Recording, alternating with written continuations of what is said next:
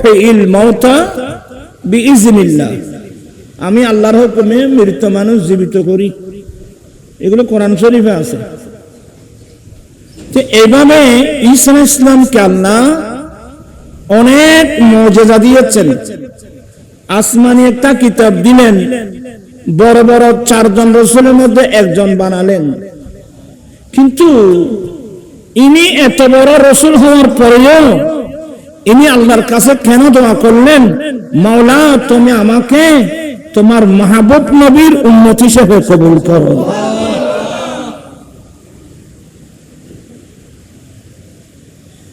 ইমানদার মুসলমানের জীবনে যে আনন্দ, যদি বা আমাদের কিছু হুজুর না বুঝে এগুলোকে বেদাত বেদাত বেদাত বেদাত চিল্লাচিল্লি করে, দোয়া করব আল্লাহ যেন সবাইকে বুঝশক্তি দান করে। ইমানদারের জীবনে সবচেয়ে বড় আনন্দ এই নবী পাওয়ার আনন্দ। চিৎকার দিয়ে বলেন না সুবহানাল্লাহ।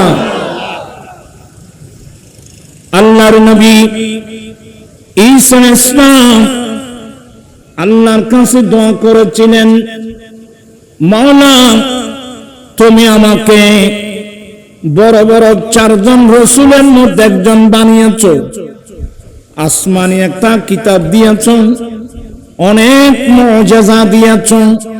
মাওলা আমি ঈসা আলাইহিস সালাম, আমি ঈসা ইবনে মরিয়ম তোমার দরবারে দরখাস্ত করছি একটি নিয়ামতে, আল্লাহ তুমি আখিরি জামানার নবীর উম্মত হিসেবে আমাকে কবুল করো। মদিনাঘাট বাজারের মানুষরা, আমরা যে কত বড় ভাগ্যবান মানুষ, ঈসা আলাইহিস সালামের মতো রাসূল এই নবীর উম্মত হওয়ার জন্য আল্লাহর কাছে ফরিয়াদ করলেন। আমরা কোনোদিন ফরিয়াদ করি নাই, আল্লাহর স্পেশাল দয়া, আল্লাহ আমাদেরকে এই নবীর উম্মত হওয়ার তৌফিক দান করেছেন। চিৎকার বলুন খুশি না বেজার? কতদিন এই আনন্দটা, কতদিন? আমি খুব সংক্ষেপে কথা বলবো। আমাদের জীবনে অনেক আনন্দ আছে, তবে আনন্দটা স্থায়ী না। কোন মানুষের ঘরে ছেলে জন্ম নিল, খুশি না? কয়দিন খুশি? কয়দিন খুশি? 2-4-5 দিন বা 1 সপ্তাহ। একবারে নাতি হয়েছে, ছেলে হয়েছে, মদিনাঘাটের মিষ্টির দোকান ফ্রি। ইন্নামাতে মানুষ এখানে মদিনাঘাটের মিষ্টির দোকান কয়দিনের? মাত্র 1 দিন। 1 দিনের খুশি না ভাই? আমার ভাইয়েরা, ছেলে হলো খুশি, নাতি হলো খুশি, ছেলেরা পরীক্ষায় পাস করলো, জিপিএ কি পাইলে? আর আমরা তো জিপিএ বিভিন্ন আছে, জিপিএ 5 পেয়েছে, মাই হলো পর্যন্ত এনগরি পত্রিকার মধ্যে কি দেয়, জিপিএ 5 পেয়েছে, আনন্দিত, খুশি, মা বাবা খুশি। কতক্ষণ খুশি বাবা? 1 দিন, 2 দিন, 3 দিন, 2-4-5 দিন। দুবাই শহরের এনওসি আসছে, খুশি তো? ইন্নামাতে এনওসি আনলে আসে খুশি দেয়া না, এনওসি আনলে 2 বছর যাচ্ছ না, তারপর বুঝিবি। অদা অদা আবার খাঁদে খাঁদে এসে দিলে বলুন মানুষ নাই। আসলে রাত গভীর হচ্ছে তো, আমি আপনাদেরকে বিরক্ত করব না। মানব জীবনে যতগুলো আনন্দ আছে, এ সবগুলো অস্থায়ী আনন্দ। ইমানদার মুসলমানের জীবনে একটি আনন্দ স্থায়ী, এটা হচ্ছে নবী পাওয়ার আনন্দ। চিৎকার বলেন না সুবহানাল্লাহ। এই নবী পাওয়ার চেয়ে বড় আনন্দ মুসলমানের জীবনে, ইমানদারের জীবনে আর নেই। তো ওই আলা হযরতের কথা বলতে বলছেন এরা। তা আলা হযরত কি বলছেন জানেন? हसरत की डालेंगे हम पैदाइश मौला का धूम, हसरत की डालेंगे हम पैदाइश मौला का धूम, मिस्ल फारस नजीद के खिला गिराते जाएंगे। আলা হযরত বলেন, আমি একদিন নয়, দুদিন নয়, 3 দিন নয়, কিয়ামত পর্যন্ত দয়াল নবীর আগমনের আনন্দ উৎসব পালন করতে থাকব।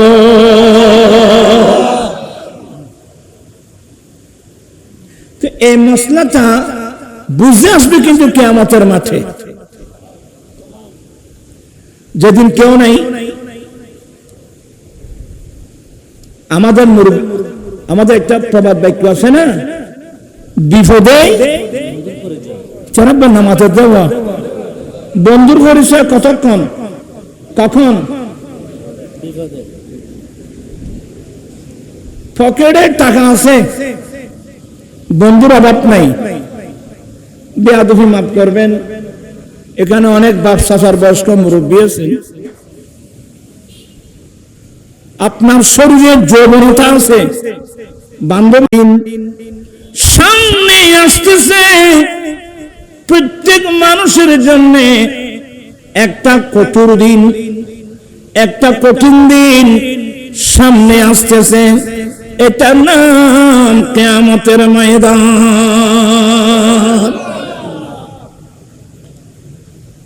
আর বিশ্বাস আছে নাকি? ওয়াল বাসে বাদাল মউত, সত্য ইমানের মধ্যে এক ইমান, মৃত্যুর পরে আবার আমাদেরকে কিয়ামতের মাঠে কি করতে হবে? উঠতে হবে। আপনারা বোধহয় বিরক্ত হচ্ছেন, আমি দেরি করবো না রে বাবা। সবচেয়ে কঠিন দিন কিয়ামতের দিন। আমার আল্লাহ বলেন, ইয়াউমা ইয়াফিরুল মারউ মিন আখিহি, কিয়ামতের কঠিন দিনে এক বন্ধু অপর বন্ধু থেকে পালিয়ে যাবে, ভাই থেকে ভাই পালিয়ে যাবে, স্বামী থেকে স্ত্রী, স্ত্রী থেকে স্বামী। এক কথায় কেউ কারণ, কারণ সবার মুখে ইয়া নফসি ইয়া নফসি। এমন একটা কঠিন দিন, এমন একটা কঠোর দিন আমাদের জন্য আসতেছে রে বাবা। আমার আল্লাহ বলেন, ওয়া কানা মিকদারুহু 50 আলফা সানা, কিয়ামতের একটা দিন হবে 50,000 বছরের সমতুল্য। ও আল্লাহ, ওয়াইদাল বিহারু ফুজ্জিরাত, ওখানে টিফল থাকবে, ঝর্ণা। আরে সমুদ্র নয়, সাগর, মহাসাগরের পানিগুলো জলীয় বাষ্প হয়ে বাতাসের সাথে উড়ে যাবে। স্থলভাগ জলভাগ এক সমান, ফানি ফানি ফানি ফানি, জিহ্বা বেরিয়ে যাবে। কোথায় পাবেন পানি? সবাই উলঙ্গ, পরনের মধ্যে কোনো কাপড় নাই। আমি যখন কিতাব পড়ছিলাম, সবাই উলঙ্গ, একজন অপরজনের সতর দেখবে, কেমন লাগবে। তখন কিতাব পড়লাম যে না, এমন একটা পরিবেশ, একে অপরের সতর চাবার সে পরিবেশ থাকবে না রে বাবা।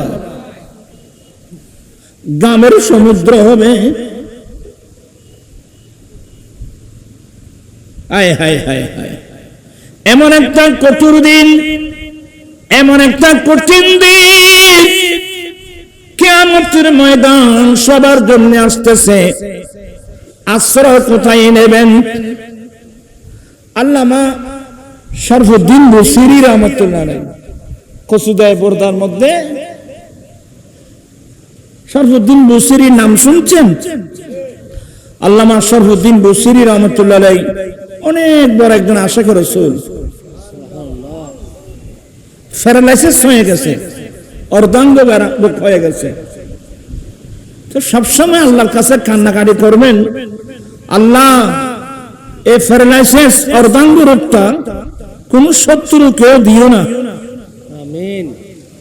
এমন মানুষ তো বাহাদুরি করে, হাত পা দৌড়াদৌড়ি করে, আচ্ছা 2 মিনিট লাগবে না, আল্লাহ আপনার হাত পা বশ করে দে, তারপর তোমার বাহাদুরি কোথায়? কোথায় তোমার বাহাদুরি? ভাবিয়া করিও কাজ, করিয়া ভাবিয়েন না। এই জন্য জমিনের মধ্যে যারা আল্লাহর বান্দা এরা কিভাবে চলবে? ওয়াইবাদুর রহমানিল্লাযীনা ইয়ামশুনা আলাল আরদি হাওনা। আল্লাহ নিজে বর্ণনা দিয়েছেন যারা রহমানের বান্দা এরা জমিনের উপর চলে অত্যন্ত নম্রতম্র হয়ে, অত্যন্ত নম্রভাবে সে কদম দিতে ভয় করবে এই জমিন আমার বিরুদ্ধে কোনো মামলা করবে কিনা। এগুলো যাদের অন্তরে আল্লাহর ভয় আছে তাদের জন্য। আমার জীবন মরণ সাজাবো মাদানী রঙে, আমার জীবন মরণ তোমরা বসে তো নয়, মুরব্বীরা যেভাবে সুবিধা বসো, তোমরা ইয়ং যারা আছো তোমরা দুজনে হয়ে বসো, নামাজের মতো হয়ে বসো। এরা শিখিন না পারলে জীবন তো বেকাতা আমি দিবাই। আল্লাহুম্মা সাল্লি সাইয়্যিদিনা নাবিয়িনা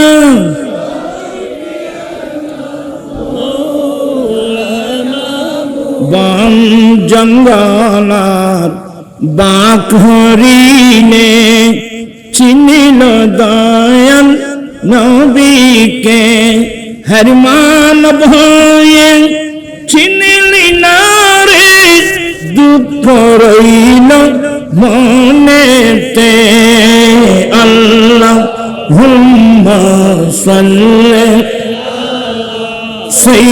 সাইয়্যিদিনা নাবিয়িনা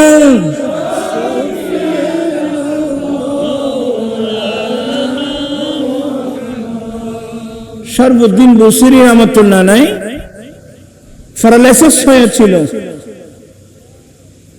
তো উনি অনেক চিকিৎসা করেছেন। আমাদের দেশে অনেক আছে না, এই চিকিৎসার কোন ওষুধ আছে? আমার ভাইয়েরা সবসময় আল্লাহর কাছে হাত মারবেন না, পরা তাতে খানা বেশি চলে, ফাঁক খানা বেশি চলে। মুসলমান কাকে বলে জানেন? আল্লাহর নবী বলেন, আল মুসলিমু মান সালিমাল মুসলিমুনা মিন লিসানিহি ওয়া ইয়াদিহি। সেই ব্যক্তি মুসলিম হওয়ার দাবি করতে পারবে যার মুখ এবং হাতের আঘাত থেকে আরেকজন মুসলমান নিরাপদ থাকবে। আপনার হাত পা মারেন, আরেকজনকে আঘাত করেন, তোর মুসলমান কষ্ট করে দেবেন। আল্লাহর নবী বলেন, সত্যিকার মুসলমান সেই ব্যক্তি যার হাত এবং মুখের আঘাত থেকে আরেকজন মুসলমান নিরাপদ থাকবে। ইসলাম বুঝেন? এখন তো দেখি তৌহিদি জনতা নাম দেয়, খবর থেকে উঠে মানুষ জ্বালিয়ে ফেলে। এমন রেকর্ড বাংলাদেশে হয়ে গেছে। কোন নুরু পাগলা, হ্যাঁ, সে আমি নামও কোনোদিন শুনি নাই, সে নাকি মারা গিয়েছে, মারা যাওয়ার পরে 15 দিন পরে কবর থেকে উঠাই প্রথমে লাঠি দিয়ে তাকে মারলো। আচ্ছা, মৃত মানুষকে মারা যায় আছে? ইসলাম বলে, আমাদের হানিফি মাযহাবের সিস্টেম, একজন মানুষ মারা গিয়েছে, একটা ওই কাঁঠাল গাছের পাতা নিয়ে বা আমর কাঁঠাল নিয়ে মানে আস্তে আস্তে নাড়ে, যাতে এই শরীরের মধ্যে কোনো মশামাছি না বসে। এখানে দিন ধর্ম কিচ্ছু নেই। একজন মানুষ মারা গেল, তাকে কবর থেকে 15 দিন ধরে কবর থেকে উঠাই, তাকে মারলো আগুন দিয়ে জ্বালিয়ে ফেললো। আচ্ছা, ইসলাম ধর্ম মোতাবেক মানুষ নয়, একটা পিঁপড়াকে পর্যন্ত আগুন দিয়ে জ্বালাবার পারমিশন আছে? আল্লাহর নবী বলেন, লা ইউআযিবু বিআযাবিল্লাহ, জাহান্নামীদেরকে জাহান্নামে আগুন দিয়ে শাস্তি দেওয়া এটা আল্লাহর বৈশিষ্ট্য, এটা আল্লাহর কাজ। কোন বান্দার অধিকার নাই, কোন মানুষের অধিকার নাই মানুষকে জ্বালানো না। হাত্তা নামলা, একটা পিঁপড়া পর্যন্ত আগুন দিয়ে জ্বালানো হারাম। ইসলাম নিয়ে ভাবনা করতে হবে না। ইসলাম আপনি বুঝেন, হিন্দুরা তারা মারা গেলে তারা লাশকে জ্বালায়, আমরা কিন্তু জ্বালাতে পারবো না। কোন হিন্দু লাশ যদি করতে হয়, আমরা মাটির নিচে কি করে ফেলবো? কেন আপনারা আলেমদের জমানো শুনেন নাই? বদরের যুদ্ধে, ইসলামের প্রথম যুদ্ধ, বদরের যুদ্ধে 70 জন কাফের মরল। কাফের মানে এরা আল্লাহ এবং আল্লাহ রসুলের বড় বড় শত্রু, যেমন আবু জেহেল, আমর বিন হিশাম, উতবা, সাইবা, ওয়ালিদ বিন মুগীরা, আল্লাহ রসুলের বড় শত্রু, আরবের বড় বড় লিডার। 70 জন কাফের মরল। আমার রসুল এদেরকে কি জ্বালানোর নির্দেশ দিয়েছিল? আমার রসুল বলছেন, আমার মুজাহিদিন এই লাশগুলো বদরের মাঠে খলিবে বদর, যেখানে ময়লা আবর্জনা গুলো ফেলা হয় এমন জায়গায় গর্ত করে ওখানে মাটির নিচে কি দিও। যদি মানুষ, যদি কোন কাফের মুশরিককে লাশ জ্বালিয়ে ফেলার পারমিশন থাকতো, তাহলে তো প্রথমে আবু জেহেলের লাশকে জ্বালানো হতো, উতবা সাইবার লাশকে জ্বালানো হতো। ইসলাম ধর্মের মধ্যে এগুলো নাই। হাত্তা নামলা, এমনকি একটা পিঁপড়া পর্যন্ত আপনি আগুনে ফেলে জ্বালিয়ে শাস্তি দিতে পারবেন না। আমি ভাইদের কাছে অনুরোধ জানাবো, ইসলামের নাম যেখানে সেখানে ব্যবহার করবেন না। এই কাজ যারা করছেন, আপনারা তো ইসলামের অবমাননা করলেন, মুসলমানের অবমাননা করলেন, ইসলামের অবমাননা করলেন। আগে ভালো করে ভালো ওস্তাদের কাছে লেখাপড়া করতে হবে। সেই যত বড় কাফের হোক, কোন কাফের লাশ পোড়ানোর পারমিশন আমার রসুল দিয়েছেন? এত বছর এসে তোমাদেরকে এগুলো কে শিক্ষা দিল? কবর থেকে উঠায় মানুষ মারা। আল্লাহর নবী বলেন, উযকুরু মুহাসিনা মাওতাকুম, উম্মত তোমরা তোমাদের যারা মাইয়াত, সে যেই কেউ হোক, এই মাইয়াতের জীবনে যেগুলো ভালো কাজ করেছে তোমরা এগুলো পরস্পর আলোচনা করো। তাদের খারাপ সাইডগুলো নিয়ে তোমরা পরস্পর আলোচনা করো না। এই হিসাব তোমার কাছে না, এই বিচার তো আল্লাহর কুদরতের হাতে। এর জন্য আমাদের আহলে সুন্নাত ওয়াল জামাতের একটা দর্শন হলো, যখন জানাজা পড়া হয়, ওই মানুষের জ্ঞান আসিল। এই আহলে সুন্নাত ওয়াল জামাতের দর্শন এগুলো বুঝতে হবে। ওই মানুষের জ্ঞান আসিল, এটা নিয়েও অনেক কথাবার্তা। এটা নাকি মিথ্যা সাক্ষী। কোরআন হাদিস বুঝা তো সহজ না। এই মানুষটা কেমন ছিল বলো? যদি বেশি খারাপ থাকে, মিথ্যা সাক্ষী নয়। আমরা সত্য মিথ্যা আমরা বুঝি তো, যারা জান্নাতি মানুষ, এরা মানুষের ভালো কাজ দেখবে কয়টা? এই মানুষ নেবে না মাথা দেব একজন, কারণ বড় দুঃখ তো না আছে যারা দিয়ে। আচ্ছা, আমি একটা লম্বা হাদিস বলি, এবার বুঝেন কিনা জানি না। মুসলিম শরীফের হাদিস, কিতাবুত তাওবার হাদিস, অনেক লম্বা।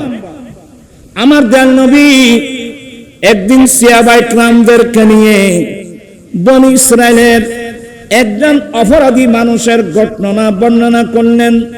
ও আমার সাহাবায়ে কেরাম, বনি ইসরাইলের মধ্যে একজন লোক ছিল, কাতালা 99 নাফসা, সেই 99 মানুষের হত্যাকারী। সাহাবায়ে কেরাম তো আশ্চর্য হয়ে গেলেন, হ্যাঁ 99 মানুষের হত্যাকারী।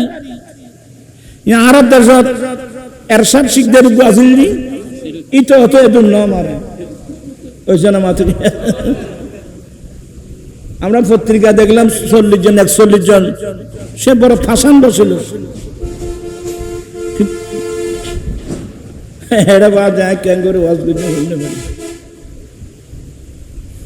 পরিবেশ লাগবে, মেয়েটা ক্লাস করতেছি ধর্মীয়। আমার ভাইয়েরা, আমার রাসূল বলছেন এই লোকটা 99 মানুষ হত্যা করেছে। সাহাবা কেরাম তো দুনিয়াতে নেই। আচ্ছা দেখি আমার নবী কি বলেন। বলেন 99 মানুষ হত্যা করার পরে 1 নম্বর তার বয়স বেড়ে গেছে, মতের দর স্বাভাবিক আসবে তো। এমনি মানুষ অনেক কিছু করে, যখন এখন বয়স্ক হয় ইবে জানে না আত্মা এখন হইতে জন্ম করিব, হ্যাঁ জন্ম করিব লিখকে, বুঝছো না? ভাবিয়া করিও কাজ, করিয়া ভাবিও না।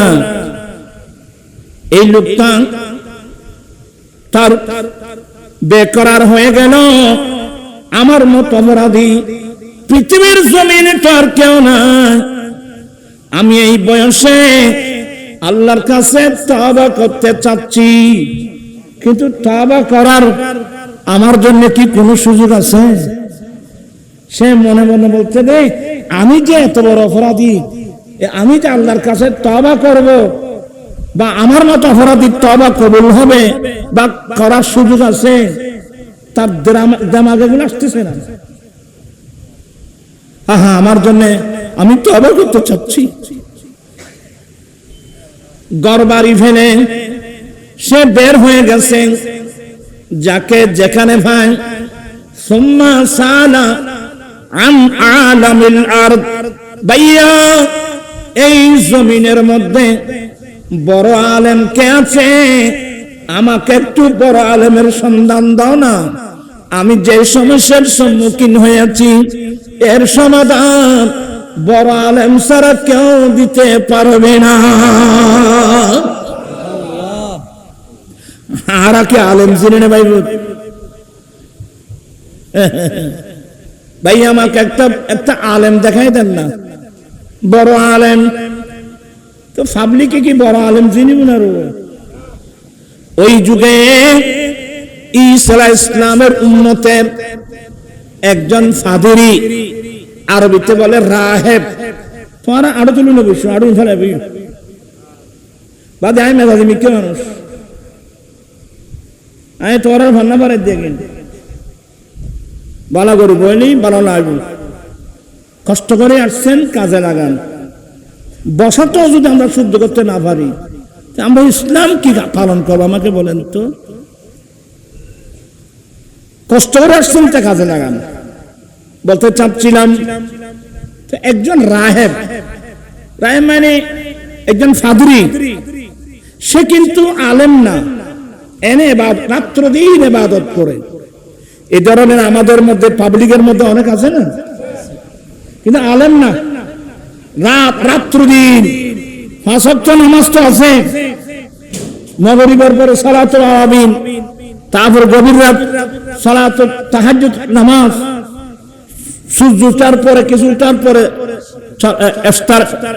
চার নামাজ, সালাতুল দুহা, সালাতুল অনেক নামাজ, সে সব সময় ইবাদতের মধ্যে লিপ্ত। একজন রাহেব, তো একজন বলছে ও এখানে একজন লোক আছে এত রাত্র দিন আল্লাহর ইবাদত করে, ওনার কাছে যাও। ইবে কিন্তু কি না আরা তো আলম নসিনি, আরা আলম চিনি নে ওইটা রাহেব, রাত্র দিন আল্লাহর ইবাদত করে, বলে ওনার কাছে যান। বড় আশা নিয়ে ওনার কাছে গেলেন। হুজুর তো গায়েবের সিগা ব্যবহার করছে, ইন্নাহু কাতালা তিসাতা ওয়া তিসঈনা নাফসা ফাহাল লাহু মিন তাওবা। একজন মানুষ 99 মানুষ হত্যাকারী, এ তওবা করতে চাচ্ছে, তওবার সুযোগ আছে? তুমি তো রাহেব, 99 মানুষ এটা কত জানোয়া, এটা কত বড় অপরাধী, কি হলো তুই? বলেন 99 মানুষের হত্যাকারী, সে এখন তওবা করতে চাচ্ছে, ফাহাল লাহু মিন তাওবা, তার তওবার কোন সুযোগ আছে? এটা হলো কি বলে তুই? 99 মানুষের হত্যাকারী, তোর আবার কিসের তওবা? ওদের ব্রেনই তো খাসনগরের তৈন হুজুর আল্লাহ তওবার দরজা নাই জেরি কত আজ মাথা অর্ধ নেই দিন যখন এইভাবে মাথা তো খাসনগরের ই বগল তো তওবার দরজা খোলা নাই, তোমার দিকে বন্ধ থাকতে গিলে এক হলো ভালো ফাকাতালাহু ফাকাম্মালা বিহি মিয়াতা নাফসিন। আগের মসজিদে বলতে পারতা না ইবে গো ওলি মারবি নি দিয়া। এখন এ সহ কয়জন হলো? 100 জন। শরীরের রুম খারাপ হয়ে যাচ্ছে বাবা। এটা মারার পর হারে আল্লাহ আমার জায়গা কোথায় রাখছে? এই ব্রেন কাজ করতেছে না তো, আল্লাহর ভয়। খবরের যুবক ভাইয়া আমাকে দয়া করে সুম্মা সালা আন আলামিল আরদে, এরপরে যে যাকে পাই ভাইয়া জমিনের মধ্যে আমাকে একজন বড় আলেমের সন্ধান দে। খাবার কখন খেয়েছে, কোথায় তার বাড়ি, কোথায় তার গ্রাম, আল্লাহর দর যখন এসে গেছে, তোমার বিল্ডিং হরদাবিতুর বিল্ডিং, মহতর বয় আসলে ভাবিয়া করিয়ে কাজ করিয়ে ভাবিয়ে না, যাকে যেখানে পায় জড়াই ধরে ধরে কানছে ভাইয়া আমাকে একজন বড় আলেমের সন্ধান দেন না।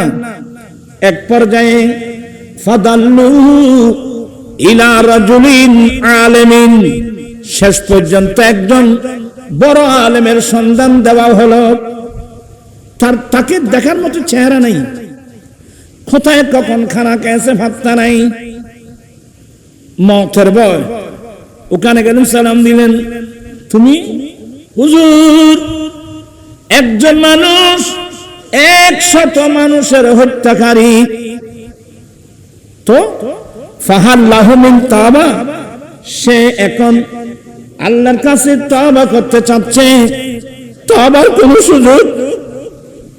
এটা বড় আলেম, সেই বলছে তুমি 100 মানুষের হত্যাকারী, তুমি বড় অপরাধী, তুমি বড় দোষী, তুমি যদি আল্লাহর কাছে তওবা করতে চাও, তোমার তওবা আল্লাহর কাছে যেতে দেবে না, সে আবার কে? তুমি আল্লাহর কাছে তওবা করবা, তোমার তওবা আল্লাহর কাছে যেতে দেবে না, সে আবার হুজুর তাহলে আমি এত বড় অপরাধ হওয়ার পরেও এখনো তওবার সুযোগ আছে? বলে হ্যাঁ অবশ্যই আছে। আল্লাহর নাম গফুর, আল্লাহর নাম গফফার। হায় হায় হায় হায় হায়।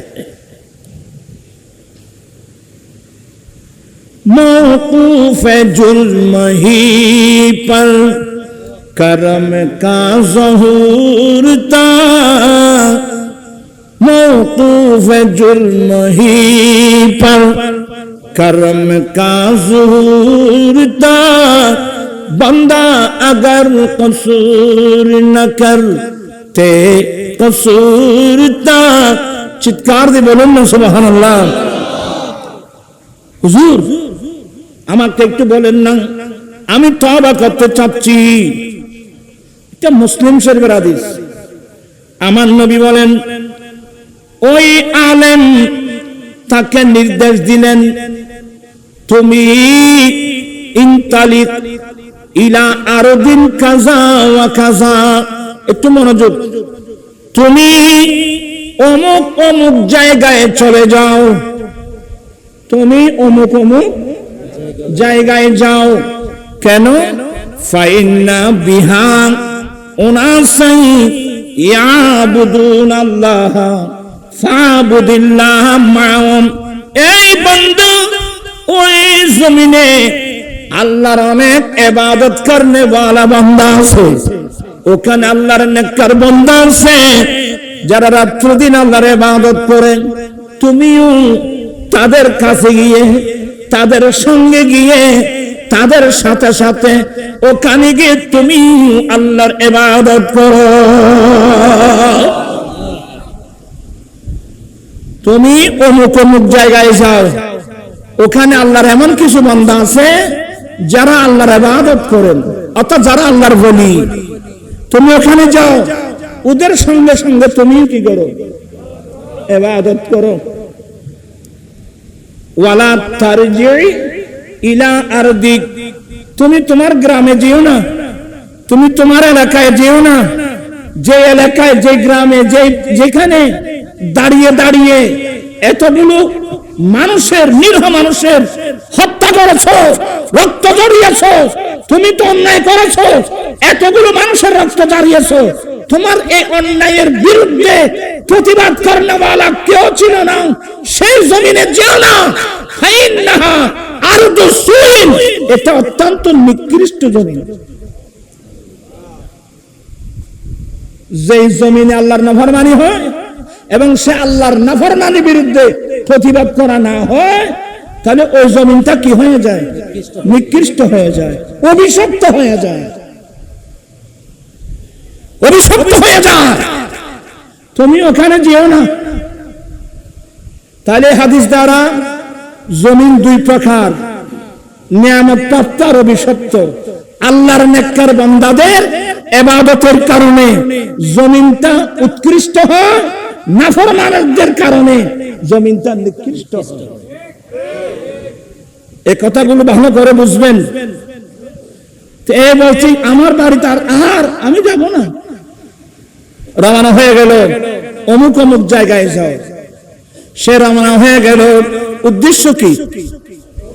উদ্দেশ্য হলো একটি মাত্র, একটু ভালো করে ওয়াজগুলো বুঝবেন। উদ্দেশ্য হলো আমি আল্লাহর কাছে তওবা করব, ওই নেককার বান্দাদের কাছে গিয়ে তাদের সঙ্গে সঙ্গে ইবাদত করব, তওবা করব। এই নিয়তে বের হলো। যেতে যেতে হাত্তা নাসাফাত তরিকা, অর্ধেক পথ যখন অতিক্রম করলো, ফাজাহুল মউত, তার কাছে মালাকুল মউত এসে গেল।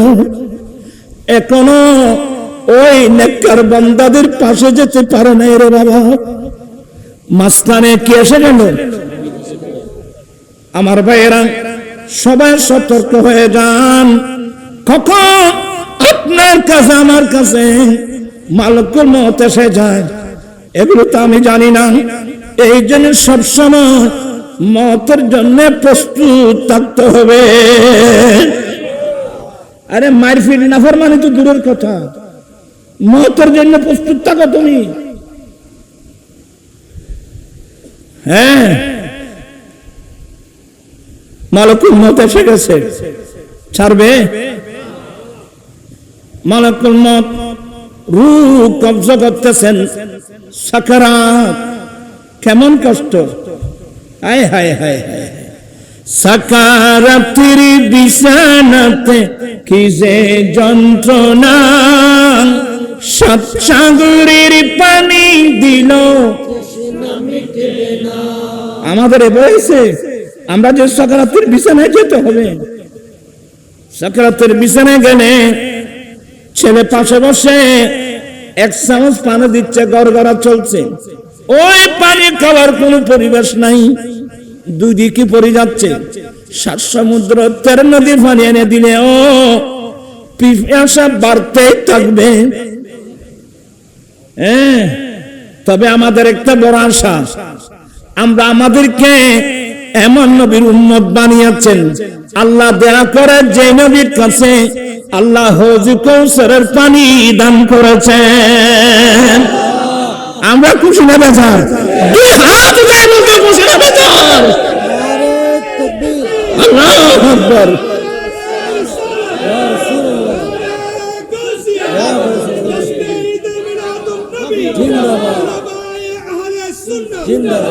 সাকারাতের বিছানাতে কি যে যন্ত্রণা, সব সাগরের পানি দিল আর কৌসরের পানি দিবেন শাহে মদিনা, কৌসরের মালিক যিনি তাহাকে জানো, ভালো যদি ভালো যদি আসো নবীকে বিপদ মুসিবতের সময় হৌজ কৌসরের পানি আমার দয়াল নবী উম্মতকে পান করাবেন। বিশ্বাস আছে? ইন্না আ'তাইনাকাল কাউসার, হে নবী নিশ্চয় আমি আপনাকে কৌসর দান করেছি। বুখারীর হাদিস বলেন, নবীর কাছে প্রশ্ন করা হলো, মাল কাউসার ইয়া রাসূলুল্লাহ, আল্লাহ যে আপনাকে কৌসর দিয়েছেন, কৌসরটা কি? বলেন নাহারুন ফিল জান্নাহ, যে জান্নাতের একটা নদী। হুজুর কত বড়? বলে মাসিরাতা শহরিন, 1 মাসের দূরত্ব, মাসিরাতা সফরিন, 1 সফরের দূরত্ব। আরেক পর্যায়ে নবী বলছেন, উম্মত আল্লাহ যে আমাকে হৌজ কৌসর দিয়েছেন, হৌজ কৌসরের পারে কতগুলো পেয়ালা আছে জানো? আসমানের যত নক্ষত্র। এবার আমার নবী বলেন, এ আমার উম্মত, হৌজ কৌসরের পানি কেমন জানো? দুধের চেয়ে বেশি সাদা, দুধের চেয়ে বেশি সাদা, মধুর চেয়ে বেশি মিষ্টি, বরফের চেয়ে বেশি ঠান্ডা। লা নাজমা বাদাহা বাদাম, কোন মানুষের নসিবে যদি সামান্যটুকু পানি মিলে যায়, আবাদুল আবাদ তার কোনদিন পানির পিপাসাই লাগবে না। হৌজ কৌসরের পানি আমাদের লাগবে তো, নবী পেয়েছি, এর চেয়ে বড় আনন্দ কি? নবী এগুলো আমাদেরকে পান করাবেন। আসলে আমরা বড় ভাগ্যবান মানুষ। ইতারা বেদাত তেদাত হলে নবুঝে দেখোদা বুঝলি, তারা তোমার তো আরো বেশ করিনি। দোয়া করবেন আল্লাহ যেন সবাইকে বুঝশক্তি দান করে, আল্লাহ সবাইকে হেদায়েত নসিব করুক। আসলে অনেক দূরে চলে আসলাম আমি বোঝাতে চাচ্ছি, সাকারাতের বিছানা কষ্টের, কেমন কষ্ট জানেন? একটা জীবিত ছাগল ধরে তার শরীর থেকে চামড়া তুলে নিয়ে যে কষ্ট, তার চেয়ে বেশি কষ্ট সাকারাত। হ্যাঁ, আল্লাহর স্পেশাল যদি দয়া হয়, কোন নেককার বান্দাদের নজরে হয়, তো অনেক মানুষের জন্য সাকারাতের বিছানা, ওই ছেলে মার কুলে বসে দুধ খেতে খেতে যেন ঘুমিয়ে যায়, ওই বান্দাও সেভাবে ঘুমিয়ে যাবে। আপনি লাইনে থাকতে হবে, আল্লাহর নেককার বান্দাদের সোহবতে থাকতে হবে, সব সময় আল্লাহর অন্তরের মধ্যে থাকতে হবে। কথা বলছেন? আসলে আমি অনেক দেরি করে বলতেছি, হঠাৎ বাজে আর কানা হই ভাই, 11:30 গিয়ে না, ইনশাল্লাহ 12টা বছর শেষ করো ইনশাল্লাহ। আমি যে জিনিসটা বোঝাতে চাচ্ছি, মালাকুল মউত এসে গেছে। মালাকুল মউত আসলে ছাড়বে? সে যত বড় মন্ত্রী হোক, যত বড় মিনিস্টার হোক, যত বড় পয়সাওয়ালা হোক, মালাকুল মউত আসলে ছাড়বে? আমার ভাইয়েরা, মালাকুল মউত রূহ কবজ করতেছিল। মুসলিম শরীফের হাদিস, রূহ কবজ করার সময় ওই লোকটা বুকে সামনের দিকে একটা ধাক্কা দিল। কি মানে তখনও চেষ্টা করছে ওই নেককার বান্দাদের দরবারে যাওয়ার জন্য। এই বুকে যে ধাক্কা দিয়েছিল, সেই ধাক্কার মধ্যে 1 বিঘত জায়গা গিয়েছিল।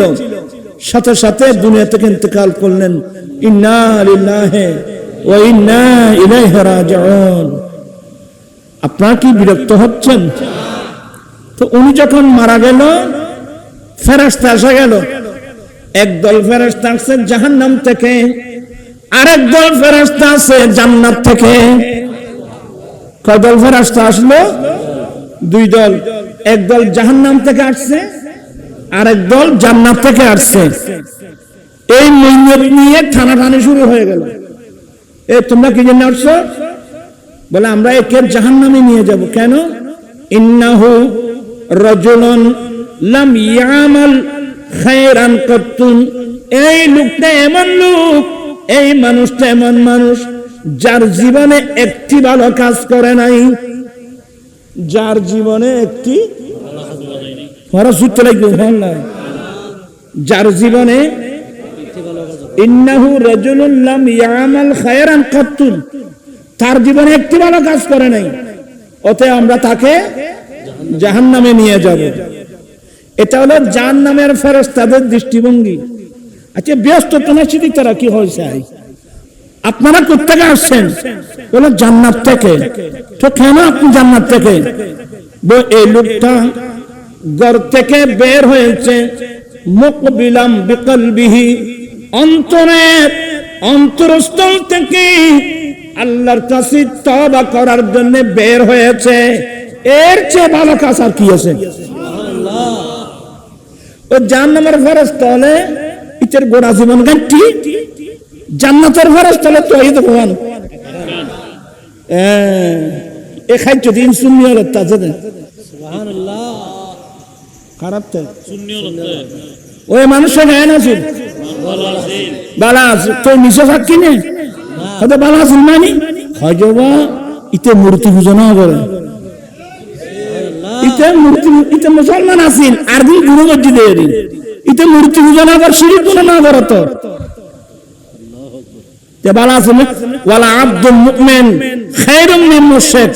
আল্লাহ বলেন মুমিন গোলাম মুশরিকের চেয়ে উত্তম। সুবহানাল্লাহ।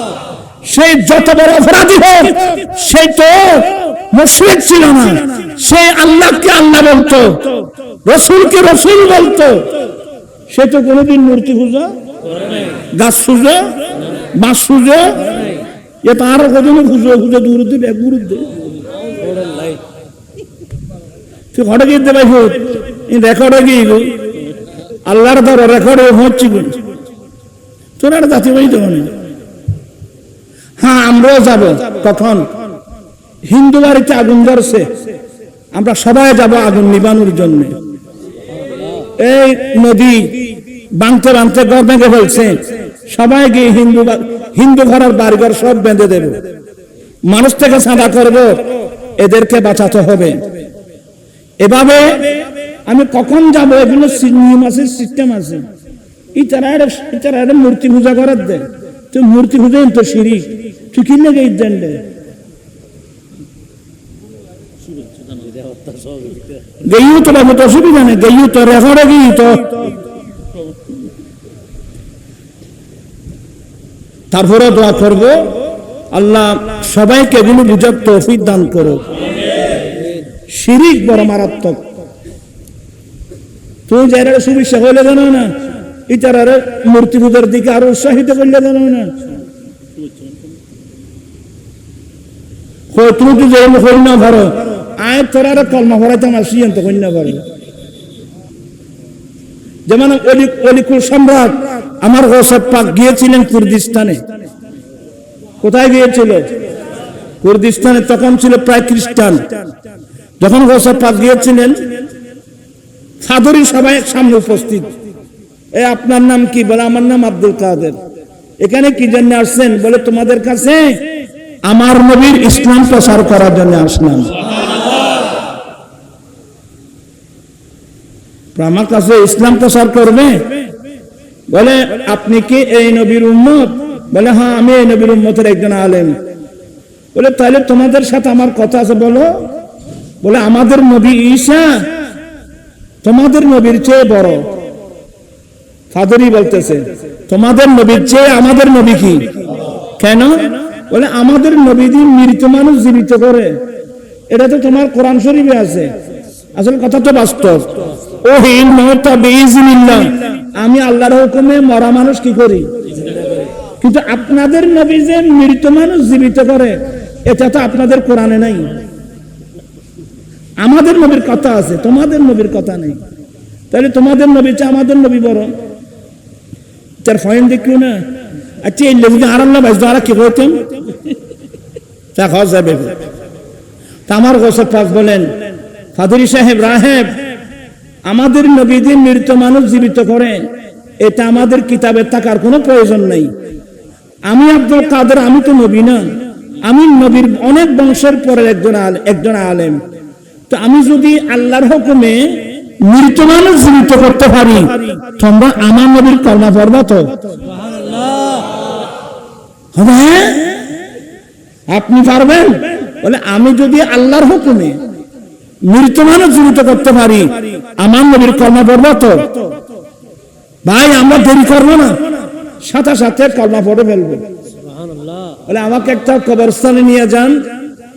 একটা পুরানো কবরস্থানে নিয়ে গেল, নিয়ে একটা কবর দেখাই দিল, অনেক পুরানো কবর। বলে এটাকে জীবিত করেন।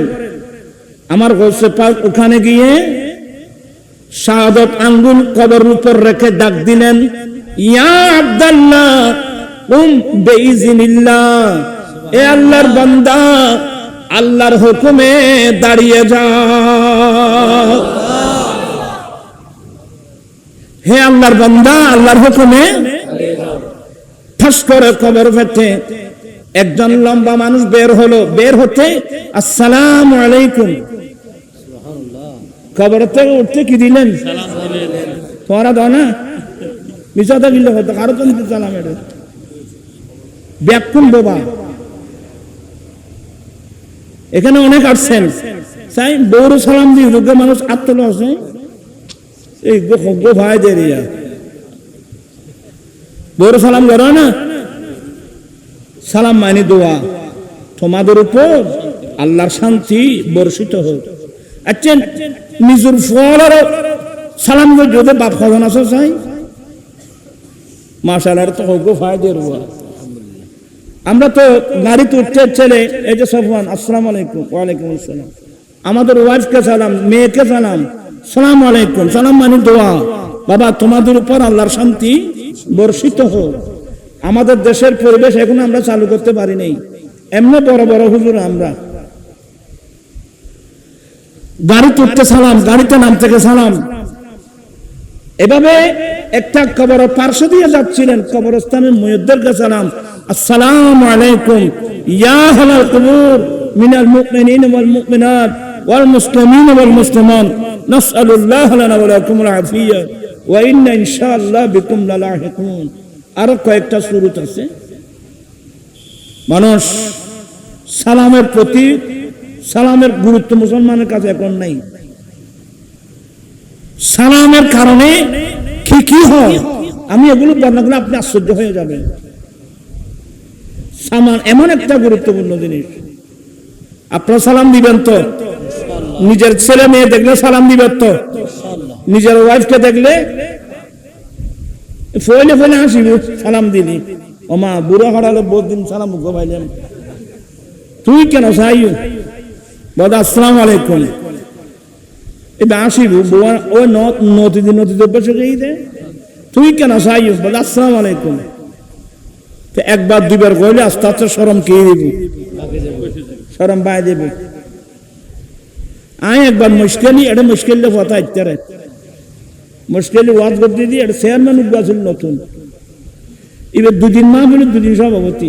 প্রথম মাহফিল আমি সালামের ওয়াজ করছি, এবার আমি কি ফিরে গম করে চাই। তারপর দিনে আবার সভাপতি বেশি,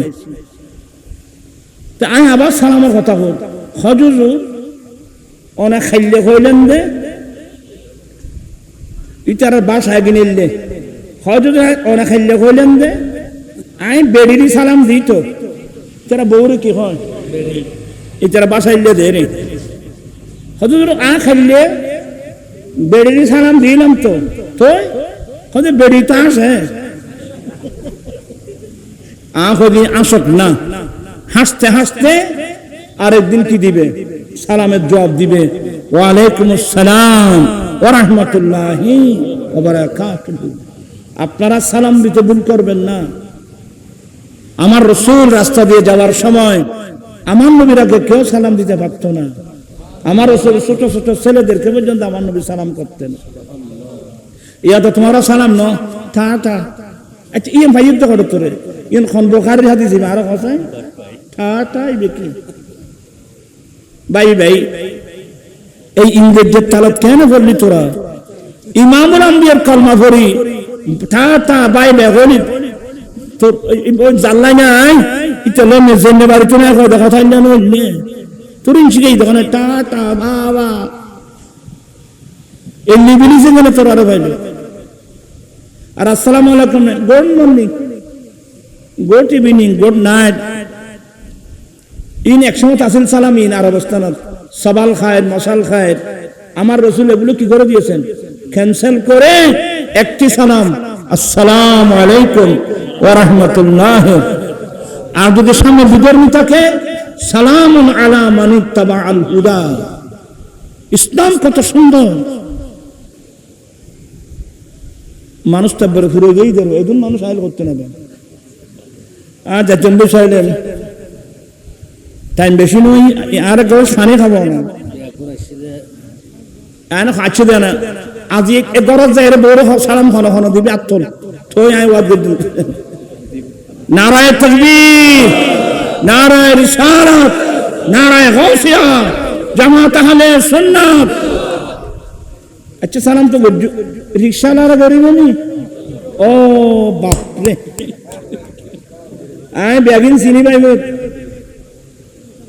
আর এনাম ফসলার আসুন দি রিকশাওয়ালার আর সালাম নদী ঠেলা গাড়ি ওলাতে বড় নদী কথা না এই বেহানা আর দিবি। আমার ভাইজান ভুল বুঝবেন না, যারা সালাম দে এরা লাভবান, যারা সালাম দে এরাই লাভবান। সালাম দেওয়া সুন্নত কিন্তু উত্তর দেওয়া ওয়াজিব। ভুল হবে না তো আল্লাহর রহমতে। তোমারা বল সালাম দিয়ে রে কি হইবে কি হ্যান্ডশেক করিবি না মুসাফা করিবি? হ্যান্ডশেক করলে আসারি মারি ফেলে এনে মারা দেখিলে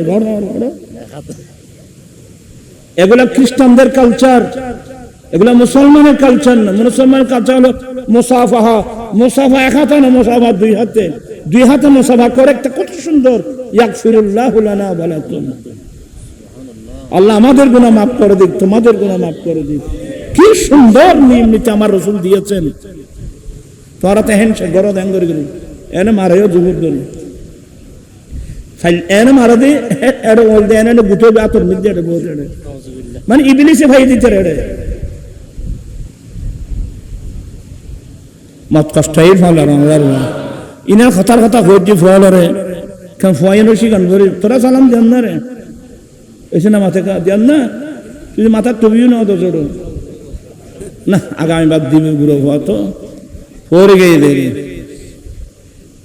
যাই হোক আল্লাহ সবাইকে দিন মিল্লত মাযহাব বুঝে চলার আল্লাহ সবাইকে তৌফিক দান করো। বিরক্ত হলেন? হাদিসটা আমি শেষ করব।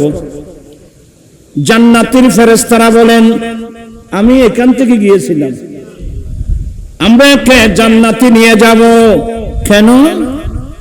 বলে সেই ঘর থেকে বের হয়েছে, কোথায় তার ঘর, কোথায় বাড়ি, সে অন্তরস্থল থেকে আল্লাহর কাছে তওবা করার জন্য বের হয়েছে। এর চেয়ে ভালো কাজ আর কি হতে পারে? অতএব আমরা তাকে জান্নাতে নিয়ে যাব। আল্লাহু আকবার। ঝগড়া হলো না? তো ঝগড়া যখন হলো, তৃতীয় পক্ষ লাগবে না? বিচার করবে না, তৃতীয় লাগবে না? আল্লাহ জিবরাইল ইসলামকে পাঠিয়ে দিয়েছেন। এই জিবরাইল, এইগুলো আমার নবীর হাদিস। সাহাবায়ে কেরাম আশ্চর্য হয়ে গেল, নবী আমাদেরকে কি শোনাচ্ছেন? আমার ভাইয়েরা, ও কথা ফেলে আসছি, মাথা লড়দের বুঝি কিনতেন। আমার গোসে পাক আঙ্গুল দিয়ে ওই যে সে ও খবর থেকে উঠতে এ সালামের হাতা গোতেন গেগিদার মুখে গেগি তোমারা তো আর ন গোতে রেগি শ্রোতা উপযুক্ত শ্রোতা তাম করিব আব্দুল লিয়েন দেন খোদিত তারাবির নামাজ পড়াইতে লাইলে আবার সব খবর আগো আর কখন দি ই বেকিলে রেখে দে ওকে ভুল করলে তাড়াতাড়ি খোঁজ দিবেন তোমারা এজন মানুষ উদ্যোগ তার বললেন না বললে। আমার ভাইয়েরা, বলতে চাচ্ছিলাম, সালাম আলাইকুম সালাম দিলেন। সালাম দিয়ে কি বললেন? আকামাতুল কিয়ামা, হুজুর কি কিয়ামত কায়েম হয়ে গেছে? বলে না না, কিয়ামত কায়েম হয় নাই, আমি আপনাকে কষ্ট দিয়েছি এদেরকে দেখানোর জন্য, এই খ্রিস্টানদেরকে দেখানোর জন্য তোমাকে কষ্ট দিয়েছি, ঠিক আছে তুমি চলে যাও। সে আলমে বরজখের দিকে চলে গেল। আমার গোসে পাক বলেন, এ রাহে কি বলো? বলে হুজুর দেরি আর করবো না, কলমা পড়াই দেন, লা ইলাহা ইল্লাল্লাহু মুহাম্মাদুর রাসূলুল্লাহ।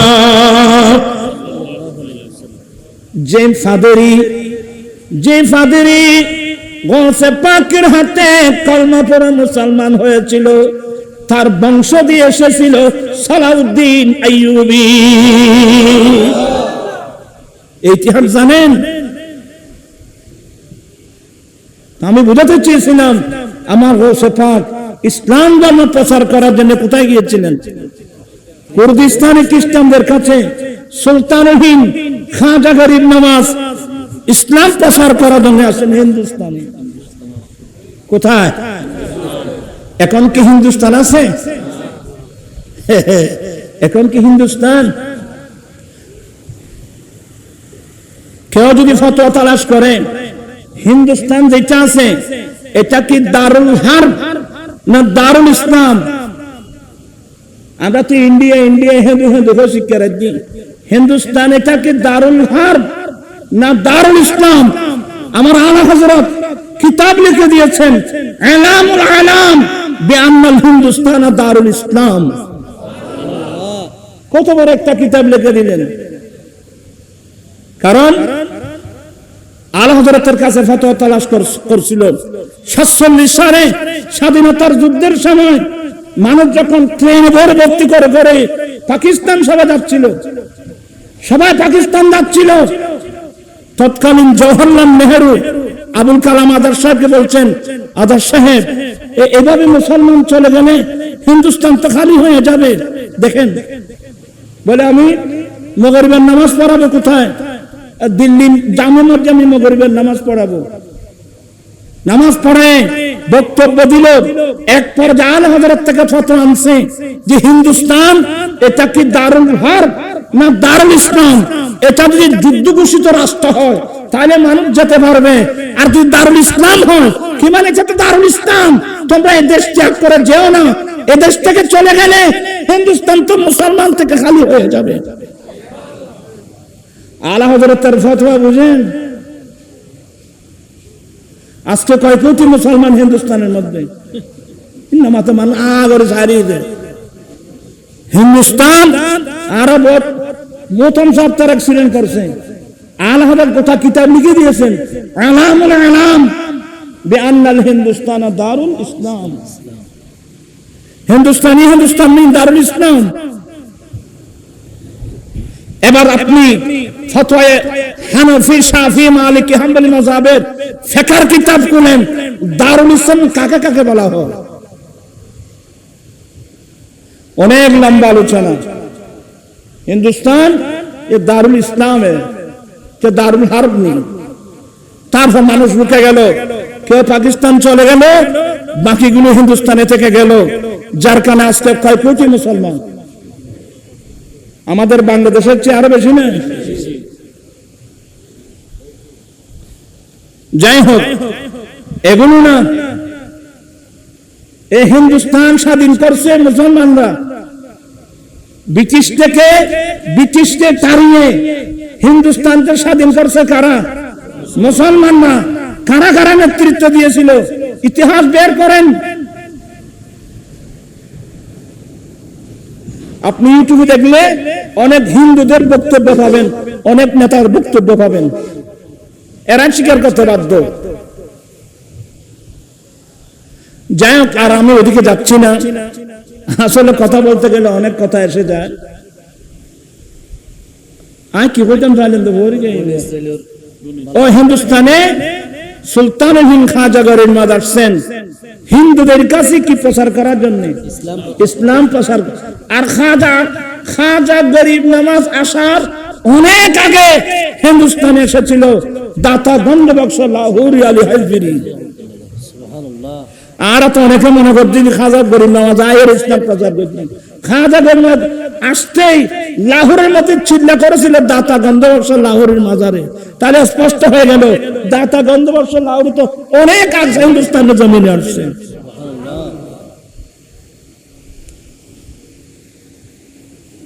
আমি ঠিকই কথা কিনলে খবর কোনো তোমার তো মাথে বড় তো তৃতীয় না লাগবে না, মাফিবেন নাই, ফয়সালা করার জন্য কি লাগবে? জিবরিল ইসলাম আসলেন তো কি বললেন? সবাই শুনুন, মা বাইনাল আরদাইন। জিবরিল বলেন এই লোকটার বাড়ি এক জায়গায়, যাবে আরেক জায়গায়, আমরা দুদিকের জমিন মাপ দেব, দুদিকের জমিন মাপ দেব, যেই দিকে বেশি যাবে ফয়সালা ওইদিকে হবে। যখন মাপ দেওয়া হলো ঠিক মাঝখানে তার মত হয়ে গেল। আজরাইল আলাইহিস সালাম রূহ কবজা করার সময় সে বুক দিয়ে সামনের দিকে যে ধাক্কা দিয়েছিল, ওই ধাক্কাতে এক বিঘত জায়গা ওইদিকে বেশি গিয়েছিল। জিবরিল ফয়সালা করে দিলেন, না একে জান্নাতে নিয়ে যাও। বেশ গেই দেখো এক বিয়ত। এই হাদিসে কোন ঠান্ডা না হাদিস দেওয়া ফটগরি। আরেকটা জিনিস, আমাদের মধ্যে একটা বদ অভ্যাস, আমরা মানুষের দুস্তুরুটি বেশি তালাশ করি। আমলি দোষ, আকীদাগত দোষ থাকলে বলতে হবে, কারণ নিজে বাঁচতে হবে, অপরকেও কি বাঁচাতে হবে। কিন্তু আমলি যদি দোষ থাকে, আমলি দোষ থাকলে পাবলিসিটি করবেন। আমার নবী বলেন তাখাল্লাকু বিআখলাকিল্লাহ, তোমরা আল্লাহর চরিত্রে চরিত্রবান হও। আল্লাহর চরিত্র কি? আল্লাহর 99টা নাম আছে গুণবাচক। 99 নামের মধ্যে এক নাম হলো সত্তার। সুবহানাল্লাহ। কি নাম? সত্তার। সত্তার মানে যিনি বান্দার দুস্তুরটির কথা গোপন করেন। আমার নবী বলেন উম্মত তোমরা মানুষের দুস্তুরটি তালাশ করিও না, আল্লাহর চরিত্রে চরিত্রবান হও। কি মানি? আল্লাহ যেভাবে বান্দার দুস্তুরটিকে গ্রহণ করে। এবার আমার নবী বলেন অনরা ভরান না চাই তোরা বানা আরো তুলি বছর দিলেন আয় আবার ভান্ন ভরে তিত্তাম নইতো না। ক্বালা রাসূলুল্লাহি সাল্লাল্লাহু আলাইহি ওয়াসাল্লাম মান সাতারা উয়ুবা আখিহি সাতারাল্লাহু উয়ুবাহু ইয়াউমাল কিয়ামাত। আমার নবী বলেন, যে উম্মত আরেকজন মুসলিম ভাই বোনের দুস্তুরুটির কথা পাবলিসিটি না করে যদি গোপন করতে পারো, তুমি যদি আরেকজন মুসলিম ভাই বোনের আমলি দোষগুলো গোপন করতে পারো, কিয়ামতের কঠিন দিনে আল্লাহ তোমার জীবনের আইব ত্রুটিগুলো আল্লাহ গোপন করে ফেলবে। কত বড় দয়ালু নবী।